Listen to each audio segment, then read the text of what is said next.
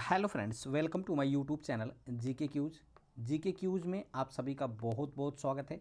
एक बार फिर मैं आपके सामने उपस्थित हो गया हूँ फ्रेंड्स, बिहार शिक्षक भर्ती 4.0 को लेकर के।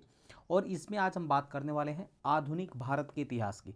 देखिए, आधुनिक भारत के इतिहास के लगभग 20 प्रश्नों को मैंने पार्ट 1 में कवर किया था और आज मैं आपके सामने आधुनिक भारत के इतिहास का पार्ट 2 लेकर आया हूँ, जिसमें आज हम PYQ करने वाले हैं। ठीक है ना, यानी प्रीवियस ईयर के क्वेश्चन को हम चर्चा करने वाले हैं और ये सबके सब जो प्रश्न हैं वो विगत वर्ष में पूछे गए प्रश्न होने वाले हैं BPSC के द्वारा। ठीक है, साथ ही साथ व्याख्या के साथ हम देखने वाले हैं, इसलिए वीडियो को शुरू से अंत तक जरूर देखिएगा।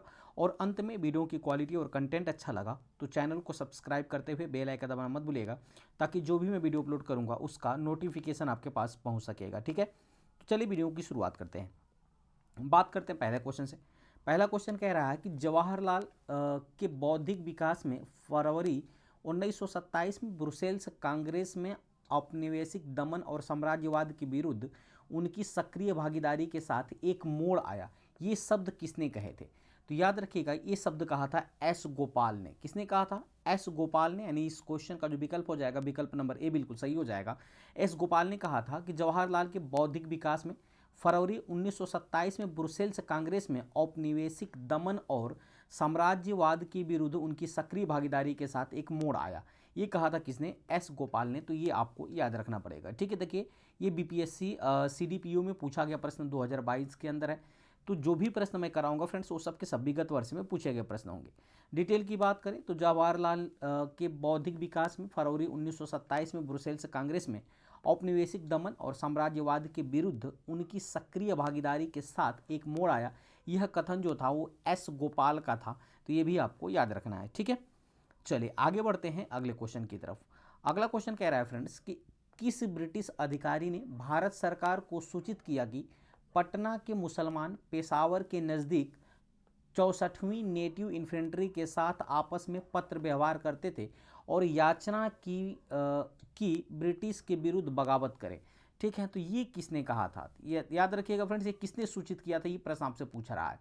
तो देखिए, ये सूचित किया था रॉबर्ट मोंटगोमरी ने। किसने किया था?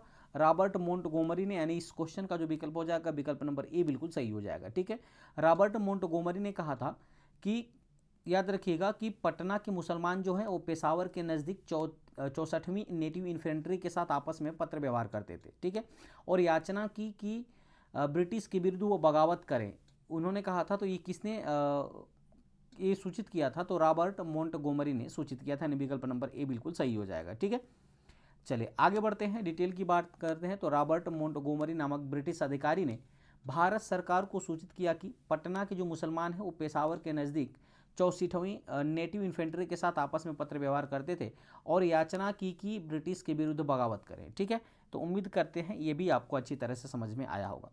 चलिए आगे बढ़ते हैं अगले क्वेश्चन की तरफ। अगला क्वेश्चन कह रहा है कि बिहार समाजवादी पार्टी का गठन किन्होंने किया था? काफ़ी अति महत्वपूर्ण प्रश्न फ्रेंड्स है TRE 4.0 के लिए।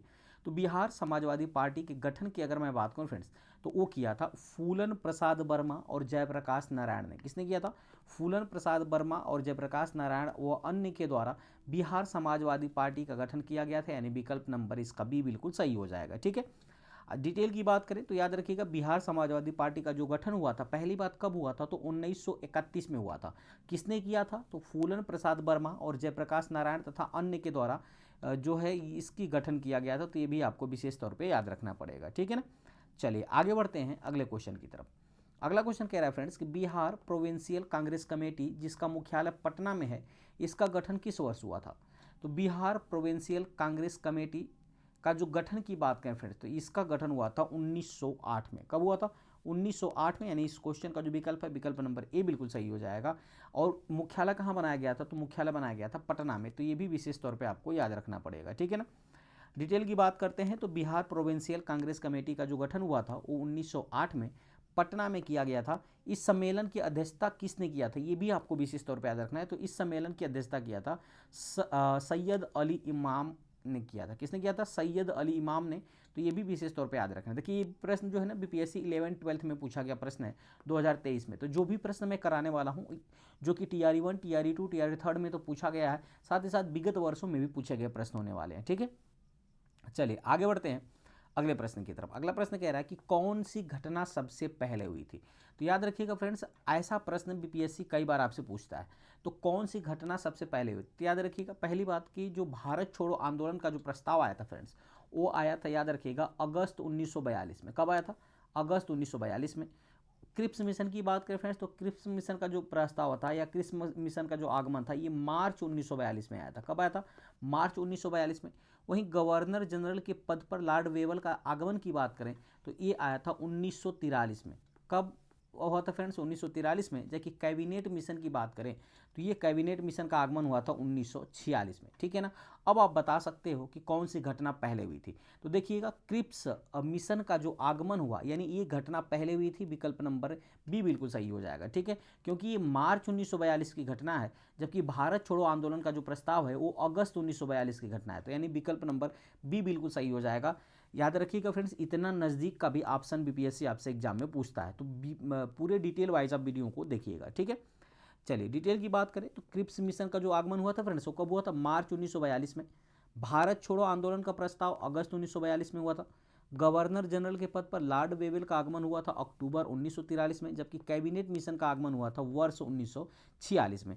तो पहले कौन सी घटना घटित हुई थी? तो क्रिप्स मिशन का आगमन, जो कि मार्च 1942 में हुआ था। ठीक है, उम्मीद करते हैं ये भी आपको अच्छी तरह समझ में आया होगा। जो क्रिप्स मिशन भारत आया था फ्रेंड्स, याद रखिएगा, ये स्टैनफोर्ड क्रिप्स के नेतृत्व में भारत आया था ना, स्टैनफोर्ड क्रिप्स, ये भी आपको विशेष तौर पर याद रखना है। चलिए आगे बढ़ते हैं अगले प्रश्न की तरफ। अगला प्रश्न आपसे कह रहा है कि सुमेलित कीजिए। ठीक है, देखिए सुमेलित करने की बात आए तो मैं आपके सामने सुमेलित करने जा रहा हूँ, आप देखिएगा। देखिए बारदोली की बात करें फ्रेंड्स ना, ये जो बारदोली है ना, ये बारदोली कहाँ पड़ता है? तो बारदोली गुजरात में पड़ता है। चौरी चौरा की बात करें तो आपको चौरी चौरा की घटना याद होगी, गोरखपुर में चौरी चौरा पड़ता है, और गोरखपुर कहाँ पड़ता है? उत्तर प्रदेश में।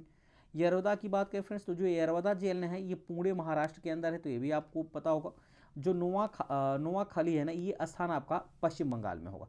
तो इस प्रकार कह सकते हैं कि पहला का दूसरा, देखिए पहला का दूसरा आपके किस ऑप्शन में मैच कर रहा है? तो ऑप्शन नंबर सी में मैच कर रहा है।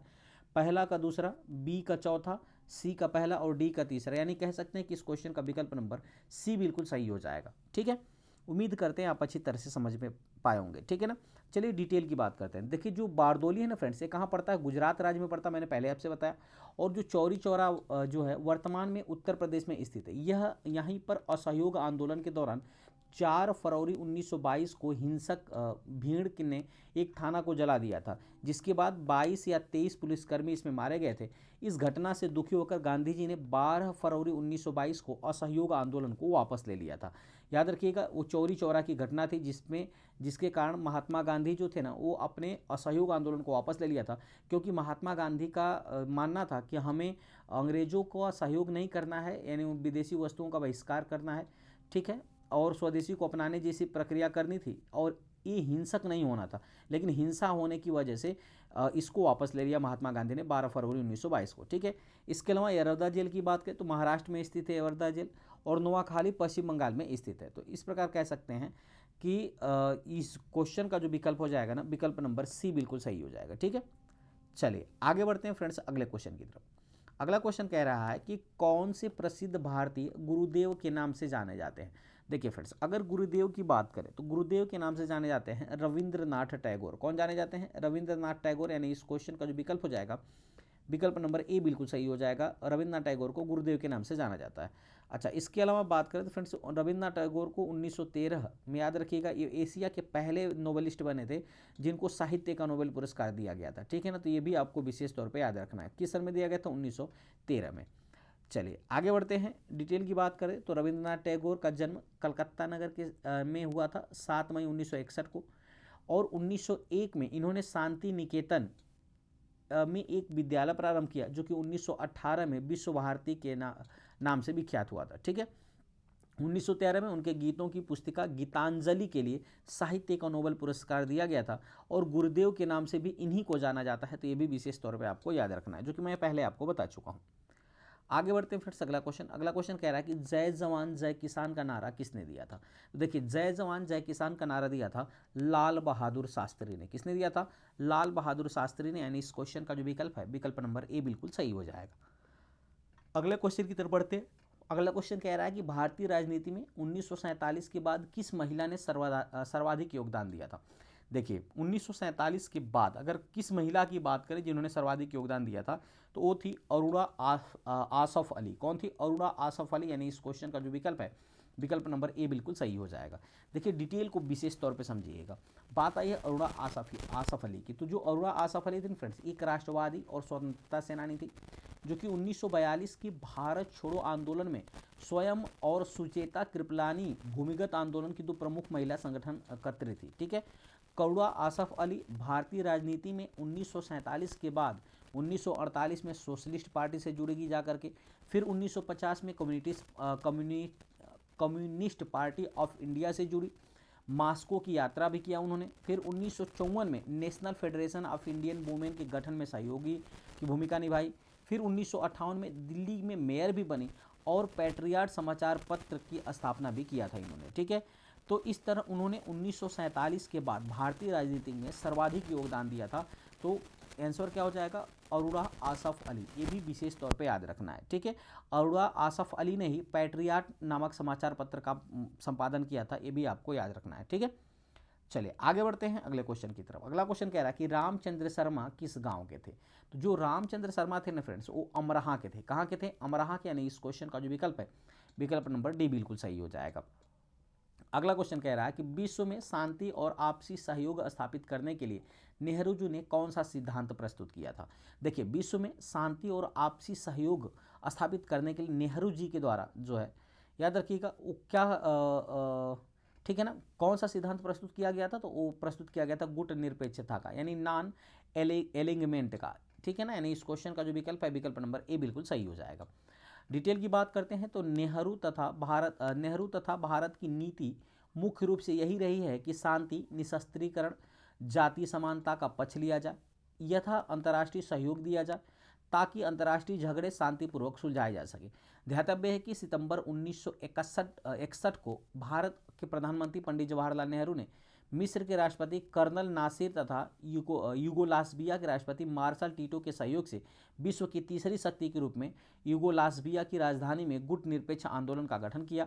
गुट-निरपेक्ष देशों का प्रथम शिखर जो सम्मेलन हुआ था वो सितंबर 1961 में बेलग्रेड में आयोजित किया गया था। तो ये भी आपको विशेष तौर पे याद रखना है। ठीक है, यानी कह सकते हैं कि भारत की जो नीति रही है वो गुट निरपेक्ष नीति रही है। और इस गुट निरपेक्ष देशों की पहला शिखर सम्मेलन कहाँ आयोजित किया गया था? तो बेलग्रेड के अंदर आयोजित किया गया था। और कब किया गया था? 1961 में। ये भी आपको याद रखना है, 1961 में। आगे बढ़ते हैं अगला प्रश्न। प्रश्न कह रहा है कि स्वतंत्रता पूर्व बिहार में निम्नलिखित में से एक वर्चस्वशाली जाति नहीं थी। देखिए स्वतंत्रता पूर्व बिहार में भूमिहार ये भी वर्चस्वशाली थे, राजपूत जाति भी वर्चस्वशाली थी, कायस्थ भी वर्चस्व थे, लेकिन जो कुर्मी थे ना फ्रेंड्स, ये वर्चस्व कह सकते हैं वर्चस्वशाली जाति नहीं थी। यानी इस क्वेश्चन का जो विकल्प है, विकल्प नंबर डी बिल्कुल सही हो जाएगा। तो ये भी विशेष तौर पर याद रखना है। आगे बढ़ते हैं, डिटेल की बात करते हैं। तो स्वतंत्रता पूर्व बिहार में भूमिहार, राजपूत तथा कायस्थ वर्चस्वशाली जातियां थी, जबकि कुर्मी जाति वर्चस्वशाली नहीं थी। अगला प्रश्न है कि देवबंद के उस विद्वान का नाम बताएं जिन्होंने स्वतंत्रता आंदोलन में महत्वपूर्ण भूमिका निभाई थी। देखिए देवबंद के अगर मैं उस विद्वान की बात करूं जिन्होंने स्वतंत्रता आंदोलन में महत्वपूर्ण भूमिका निभाई थी, तो वो थे फ्रेंड्स, याद रखिएगा, अबुल कलाम आज़ाद। कौन थे? अबुल कलाम आज़ाद। यानी इस क्वेश्चन का जो विकल्प है, विकल्प नंबर ए बिल्कुल सही हो जाएगा। ठीक है ना। अच्छा, अगर डिटेल की बात करें तो अबुल कलाम आज़ाद देवबंद आंदोलन से संबंधित है। उन्होंने अल नदवाह का प्रकाशन किया। वे वर्ष 1940 से लेकर 1946 तक कांग्रेस के अध्यक्ष भी रहे। देखिए अबुल कलाम आज़ाद सबसे ज़्यादा समय तक कांग्रेस की अध्यक्षता किया है। ठीक है ना। और इंडिया विंस फ्रीडम नामक इन्होंने एक पुस्तक भी लिखी है। तो इनसे विशेष तौर पे याद रखना है। ठीक है ना। अबुल कलाम आज़ाद देवबंद आंदोलन से संबंधित है, पहला पॉइंट इनसे याद रखना है। अल नदवाह का भी इन्होंने प्रकाशन किया था। 1940 से 1946 तक कांग्रेस के अध्यक्ष पद पे रहे थे और इंडिया विंस फ्रीडम नामक पुस्तक भी लिखी थी।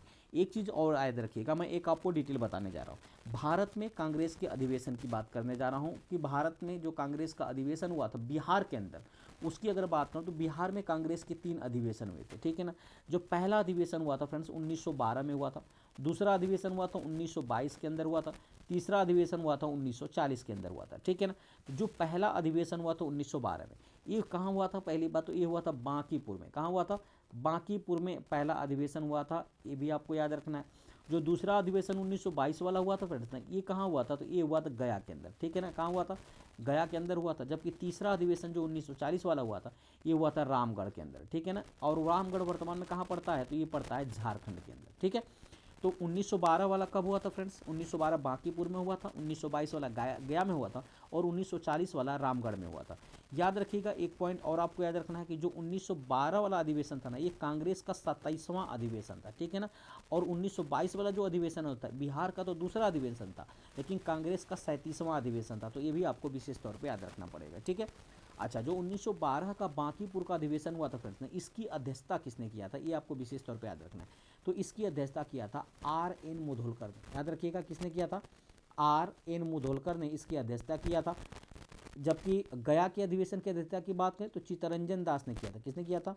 चित्तरंजन दास ने अध्यक्षता किया था, ठीक है। और रामगढ़ की बात करें, जो 1940 में अधिवेशन हुआ था, इसकी अध्यक्षता किया था अबुल कलाम आज़ाद ने। किसने किया था? अबुल कलाम आज़ाद ने। तो ये भी आपको याद रखना है कि 1940 के रामगढ़ अधिवेशन की अध्यक्षता भी किया था अबुल कलाम आज़ाद ने। तो ये पूरा का पूरा डिटेल आपको अच्छी तरह से याद रखना पड़ेगा, ठीक है। इनसे आपके एग्जाम में प्रश्न जरूर बनने वाले हैं।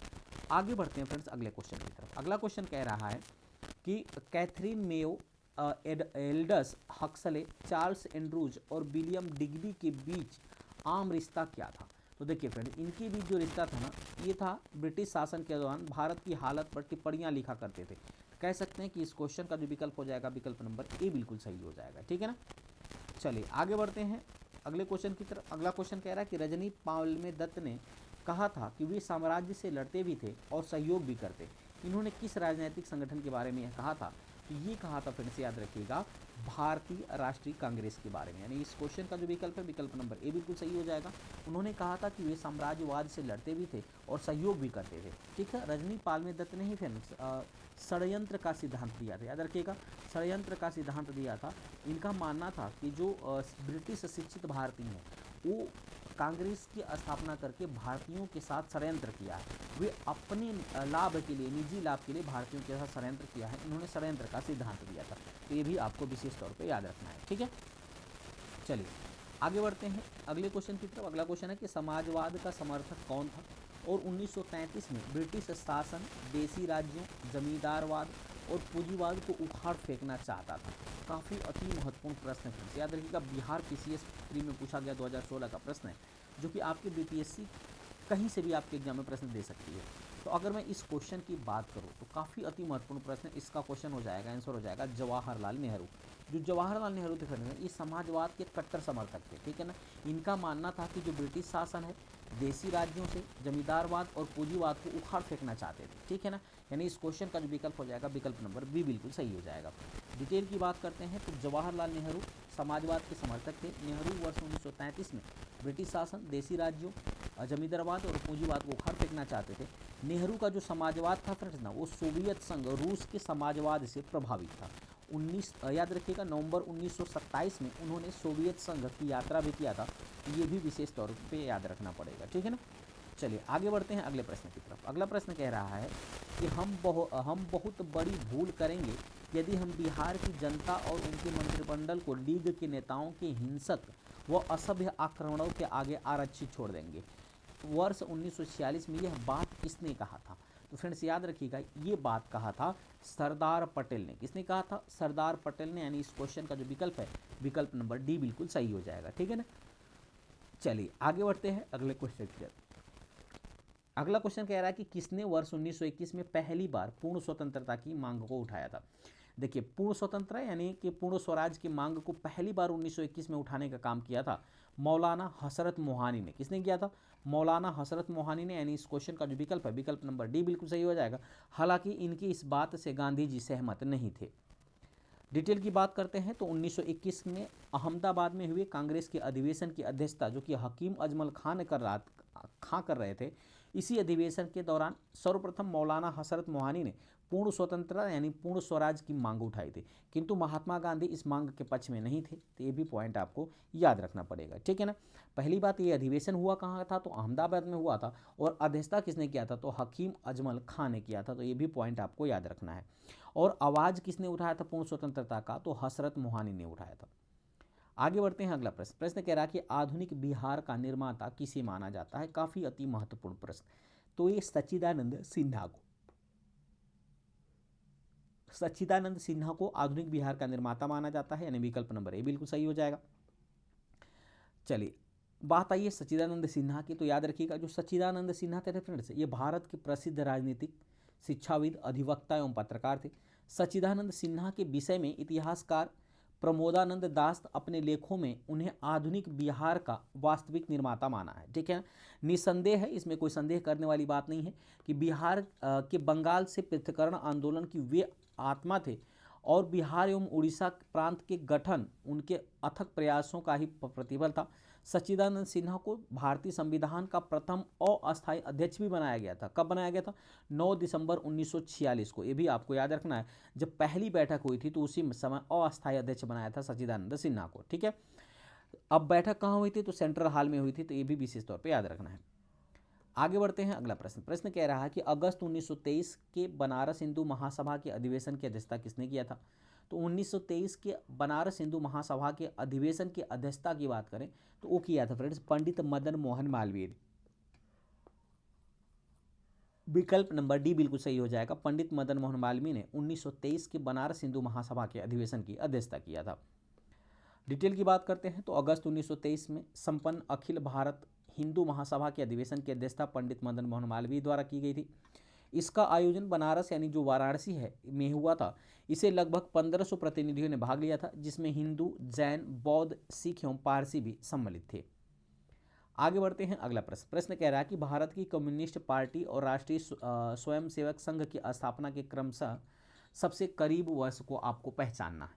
तो याद रखिएगा, अगर मैं सबसे करीब वर्ष की बात करूं तो देखिए, भारत की कम्युनिस्ट पार्टी की भी स्थापना 1925 में हुई थी। तो 1925 में ये भी विशेष तौर पे याद रखना है। और किसने किया था, तो M.N. रॉय ने किया था।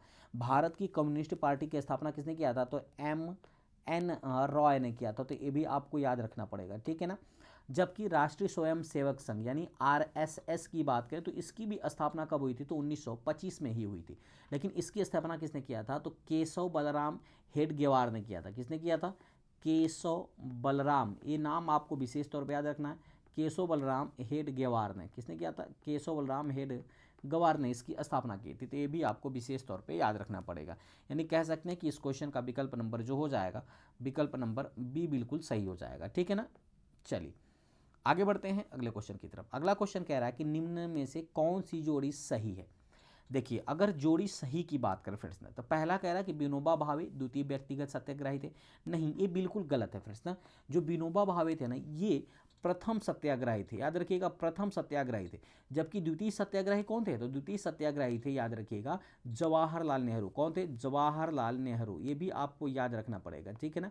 द्वितीय सत्याग्रही थे जवाहरलाल नेहरू, जबकि विनोबा भावे जो थे ना वो प्रथम सत्याग्रही थे, ठीक है। अगला ऑप्शन कह रहा है कि CR दास को देशबंधु की उपाधि दी गई थी। ये बिल्कुल सही हो जाएगा। CR दास को यानी चित्तरंजन दास को ही देशबंधु चित्तरंजन दास कहा गया था। ये तो सही है। अगला कह रहा है कि विलियम बेडर वर्न 1907 के कांग्रेस के सभापति बने थे, यानी कांग्रेस के अध्यक्ष बने थे।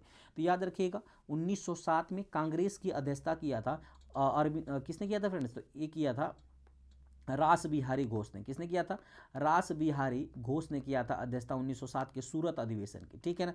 जबकि विलियम वेडरवर्न की बात करें तो याद रखिएगा, विलियम वेडरवर्न ने 1889 और 1910 में, याद रखिएगा, 1889 और 1910 में कांग्रेस की अध्यक्षता किया था, ठीक है ना।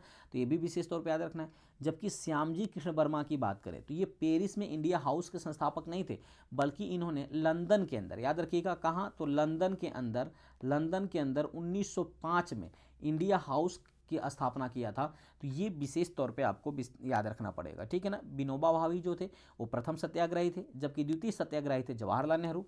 CR दास को देशबंधु चित्तरंजन दास कहा गया। यानी इस क्वेश्चन का विकल्प की बात करें तो विकल्प नंबर बी बिल्कुल सही हो जाएगा, जो कि सही है। विलियम बेडरवर्न ने 1889 और 1910 के अधिवेशन की अध्यक्षता किया था, जबकि 1907 के कांग्रेस के सभापति यानी कांग्रेस के अधिवेशन की अध्यक्षता किया था रास बिहारी घोष ने, जो कि सूरत में हुआ था। ये भी आपको याद रखना है। इसी के दौरान नरम दल और गरम दल कांग्रेस दो भागों में बढ़ गया था और गरम दल पे 7 वर्ष का बैन भी लगाया गया था। और वापिस से 1916 में, याद रखिएगा 1916 में लखनऊ अधिवेशन में नरम दल, गरम दल और मुस्लिम लीग एक हो जाते हैं। ठीक है। अच्छा, श्याम जी कृष्ण वर्मा की बात करें तो ये इन्होंने लंदन के अंदर 1905 में इंडिया हाउस की स्थापना किया था। तो ये सारे पॉइंट आपको याद रखना पड़ेगा। ठीक है ना। आगे बढ़ते हैं फ्रेंड्स अगले क्वेश्चन की तरफ। अगला क्वेश्चन के अतः सदैव सहमति के साथ और अक्सर वाणिज्य मंडल के निर्देशों पर भारत सरकार चलती है और इसे व्हाइट मैंस बर्डन कहा जाता है, यह किसने कहा था? तो याद रखिएगा ये कहा था फ्रेंड्स सच्चिदानंद सिन्हा ने। किसने किया था? सच्चिदानंद सिन्हा ने, जिन्हें बिहार का निर्माता माना जाता है। यानी इस क्वेश्चन का जो विकल्प है, विकल्प नंबर सी बिल्कुल सही हो जाएगा। ठीक है।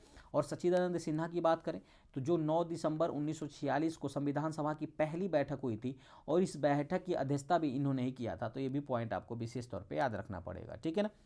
आगे बढ़ते हैं अगला प्रश्न कह रहा है कि मदर टेरेसा के द्वारा स्थापित धर्म संघ कौन सा था? तो मदर टेरेसा ने जिस धर्म संघ की स्थापना की थी फ्रेंड्स ना, वो कौन सा था? तो याद रखिएगा, ठीक है, वो कौन सा था? तो वो था फ्रेंड्स मिशनरीज ऑफ चैरिटी। क्या था? Missionaries of charity. यानी इस क्वेश्चन का जो विकल्प है, विकल्प नंबर बी बिल्कुल सही हो जाएगा। ठीक है ना। तो उम्मीद करते हैं फ्रेंड्स ये जो छोटा सा टॉपिक आपको अच्छी तरह से समझ में आया होगा।